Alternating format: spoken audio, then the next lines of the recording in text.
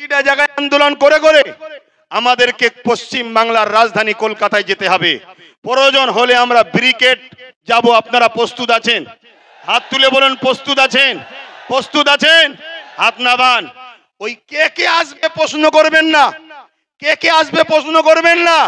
আমি একা থাকবো, সঙ্গে আওলাদে আল্লামা থাকলে অসুবিধা আছে আপনাদের? হাত তুলে বলুন অসুবিধা আছে? কেন?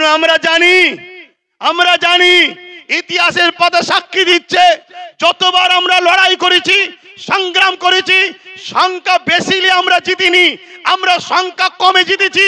সংখ্যা বেশি হবে আর তার মধ্যে যদি মুনাফেক ঢুকে যায় তাহলে আমাদের হার কিন্তু অনিবার্য, হারতেই হবে। কেন? মুনাফেক তোমার ঘরের ঘাঁটি টাটি প্ল্যান সব জানিয়ে দেবে। কেন? আমরা তো দেখছি ঠিক এমনই জিনিস হচ্ছে।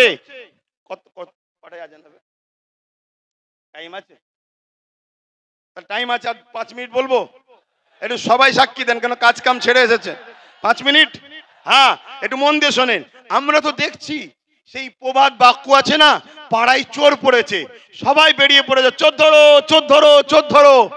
আর চোরও ওই বিষখানে ঢুকে বলছে চোর ধরো চোর ধরো চোর ধরো, বলছে না? বলেন? আরে কলকাতায় ভিআইপি জায়গা ওয়াকাবের রাজ্য সরকারের আজকে আমলা বলেন, নেতা লিডার বলেন, তারা সব দখল করে বসে আছে। তারা আবার ময়া কাঁদা নেবে, কাঁদছে মুসলমান, চিন্তা করুনি আমরা তোমাদের অখাপ বাঁচিয়ে দেবো। আচ্ছা বলুন, এটা কি ধোঁকা নয়? কথা বলেন, ধোঁকা না ধোঁকা নয়? কেন? আমরা নাম ধরে বলতে পারি, কালীঘাটে টিপু সুলতানের সন্তানের মাজার রয়েছে, তার কবরের ওপরে দোকান হয়ে গেছে, ওটা ওয়াকাফের জায়গা। আমি বললাম না আপনাদের পীর গোরাচাঁদ আব্বাসী হুজুরের 900 বিঘে জায়গা আজকে হয়ে দাঁড়িয়েছে কত? 92 শতক। এই লড়াইটা করতে হবে, কিন্তু এই লড়াই কোন গাদ্দার মুনাফেককে নিয়ে নয়। এই লড়াই আমরা সংগঠিত হব। প্রকৃত যারা সংবিধানকে ভালোবাসে, প্রকৃত যারা ইমানদার, আমরা সংগঠিত হয়ে এই লড়াই শুরু করেছি। ইনশাআল্লাহ এই লড়াইয়ের শেষ ইনশাআল্লাহ আমরা করেই দেখাবো। বলুন ইনশাআল্লাহ। আর একটা ছোট্ট নমুনা দিয়ে যাচ্ছি। এই নদী পার হলেই উপারে চুচুড়ায় একটা মসজিদ আছে, মাদ্রাসা আছে 1000 বছরের, যারা আজকের বাজার 10-20 হাজার কোটি টাকা, সেই সম্পদে তালা মেরে দিয়েছিল আজকের যিনি সরকার রয়েছে কেন্দ্রে, এই রাজ্যে তালা মেরে দিয়েছিল। অনেকে আন্দোলন করেছে, খুলতে পারেনি।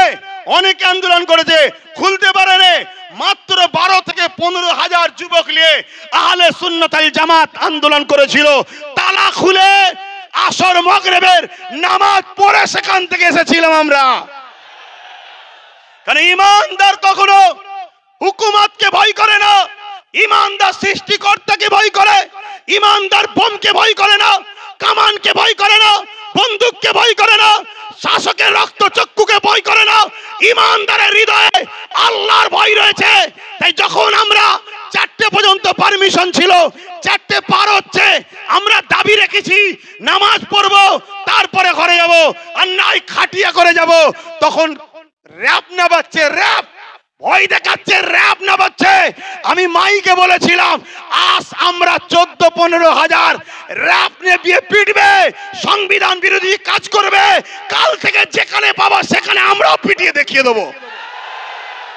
এ দরকার আছে না নাই?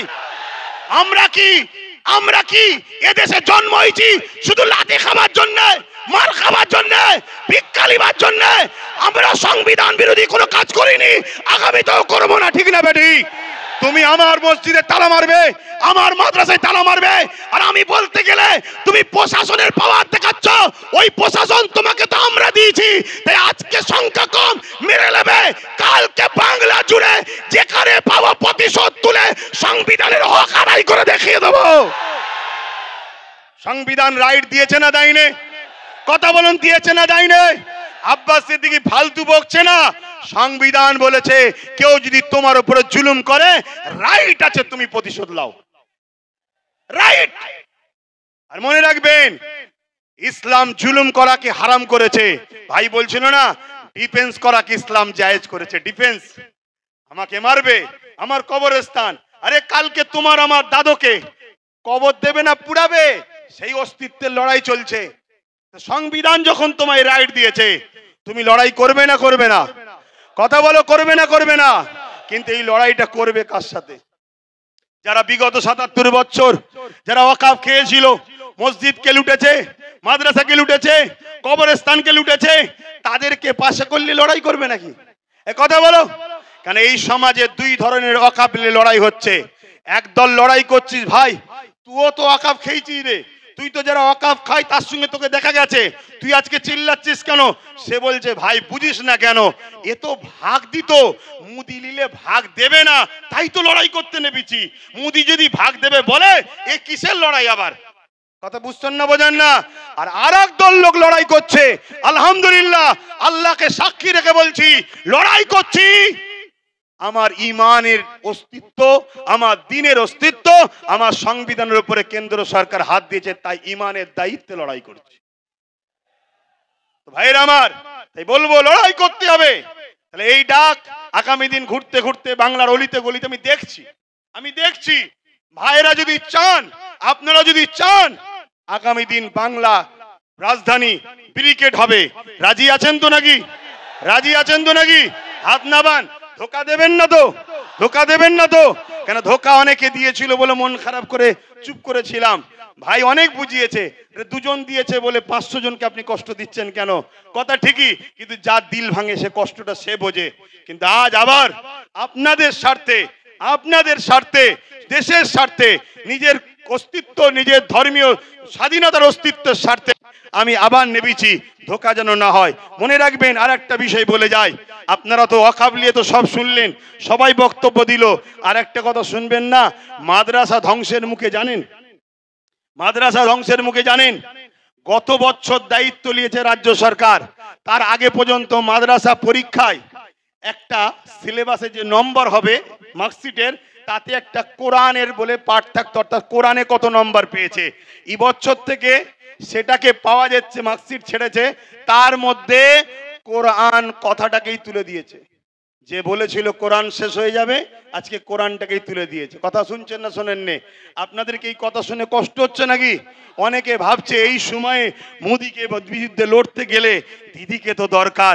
আরে শুনুন শুনুন, ডাকাত ধরতে গেলে চোর সাথে লিয়া দরকার নেই। ডাকাত চোর দুটো একই ক্যাটাগরির রাস্তার লোক। এই ভুল বলছি নাকি? অতএব যদি তুমি মনে করো ইমানদার, তাহলে আমার কথা অ্যাকসেপ্ট হবে, আর যদি মনে হয় না, আমার কথা অ্যাকসেপ্ট নাও হতে পারে। আমি আবার বলে দিচ্ছি, পৃথিবীর কোন তাকত, পাওয়ার, শক্তির ওপরে মুখাপেক্ষী আব্বাস সিদ্দিকী নয়। আব্বাস সিদ্দিকী মহান সৃষ্টিকর্তার উপরে নির্ভর করে চলে।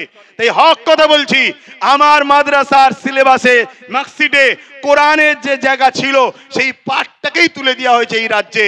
তোমরা জানো 10,000 শিক্ষা প্রতিষ্ঠানের নামে আজকে 300 কম বেশি 350-র উপরে 400-র উপরে শিক্ষা প্রতিষ্ঠান কোনো ধ্বংসের মুখে, সেটাই তো তোমরা খবর রাখো না। তাহলে মাদ্রাসা শিক্ষা বাঁচাবার জন্য এ দায়িত্ব আমাদেরকে নিতে হবে না? হবে না? নিতে হবে না? হবে না? তারপরও এই মঞ্চ থেকে বলছি, গত 24-এ 39টা এমপি রাজ্য সরকারকে বাংলার মানুষ দিয়েছে না দেয়নি? আওয়াজ দিয়ে বলুন, দিয়েছে না দেয়নি? তারপরও বলছি, 39টা এমপিকে বাংলা সরকারকে রাজ্যের মানুষ দিয়েছে। 39টা এমপি এই ওয়াকফ বিলের বিরুদ্ধে যেদিন মিটিং হবে, সেদিন ওর ভেতর থেকে অকবাল নিয়ে পালালে হবে না, ফুল বুক চিতিয়ে লড়াইয়ের নমুনা আমরা দেখতে চাইছি। ঠিক না বেঠি? একটা সুযোগ আবার দিচ্ছি, ওই দিন যদি লড়াই ঠিকভাবে হয় তাহলে জানবো একটু হয়তো শুভ বুদ্ধি হচ্ছে, তাহলে নতুন করে পরে ভাবা যেতে পারে, তাও ক্লিয়ার নয়। ঠিক না বেঠিক গো? কিন্তু আমরা দেখতে চাই। আওয়াজ দিয়ে বলুন, দেখার দরকার আছে না নয়? দেখার দরকার আছে না নয়? আমি বলেছিলাম, আজকে আমার কথা মনে পড়ছে না, পড়েনি, আমি বলেছিলাম যে চেয়ারের একটা পায়া দরকার, বলেছিলাম না? আজকে বলুন তো, পুরো দেশ জুড়ে যদি আমাদের গোটাকুড়ি থাকতো, গোটাকুড়ি যদি থাকতো, সেটা আমার কথা বলছি না, হ্যাঁ 29টা এমপি আমরা বাংলা থেকে দিয়েছি না দিইনি? কথা বলেন, আপনারা দিয়েছেন না দেননি? তাহলে আজকে দেখার দিন এসেছে সে কি করে। কারণ আইন তো হচ্ছে সেখানে, সেখানে আপনি যদি বিরোধী হন তাহলে সেখানে লড়াই করছেন না, রাজপথে নেমে মুসলমানকে বোকা বানাচ্ছেন কেন? কি গো, বলা ভুল হচ্ছে নাকি? আওয়াজ দিয়ে বলো, বলা ভুল হচ্ছে? আরো জোরে শুনতে চাই, বলা ভুল হচ্ছে? তাহলে সেই জায়গায় তো দেখানো দরকার। মনে রাখবেন, আমি বলেছিলাম আজকে আফসোস হচ্ছে না হয়নি, যদি টোটাল ভারত মিলিয়ে গোটা কুড়িও যদি আমাদের থাকতো উপযুক্ত উপযুক্ত, যেমন আমাদের বিধানসভায় একটাই উপযুক্ত আছে, নওশাদ সিদ্দিকী, নাম শুনেছেন না শোনেননি? গত 4-5 দিন আগে এই ওয়াকাবলে বিধানসভায় কথা উঠেছিল, ওয়াকাবলে উঠেছিল, সব মুখে চুপ করে আছে। যারা কলকাতায় বিশাল জমায়েত করে চিল্লাচ্ছে সিনিও চুপ করেছিল, কিন্তু নওশাদ সিদ্দিকী সেখানে চোখে চোখ রেখে প্রতিবাদ করেছে, সেখানে আওয়াজ তুলেছে। তাহলে আমি বুঝাতে চাইছি, এভাবে যদি পুরো দেশ জুড়ে আমাদের গোটা কুড়ি যদি এমপি থাকতো, যখনই বলেছিল ওয়াকফ সংশোধনের নামে এই এই এই এই বিল হবে, ওই গোটা কুড়ির মধ্যে থেকেই একজন উঠে চেয়ারটা ছুঁড়ে প্রথম মার, কেন তুই দেশের সংবিধানের বিরুদ্ধে কথা বলছিস। কিন্তু আমাদের তো কেউ নেই বাপ, আমাদের তো কেউ নেই, সব হাতছাড়া করে ফেলেছি। আজ শপথ নেন, আমাদের ভুল যদি ভাঙে, সময় যদি আসে, ওয়াকফ বিল এত সহজে করতে দেওয়া যাবে না। তাতে লক্ষ যুবকের বুকে তাজা দিতে রক্ত দিতে হলেও আমরা দিতে রাজি আছি, রাজি না রাজি নয়।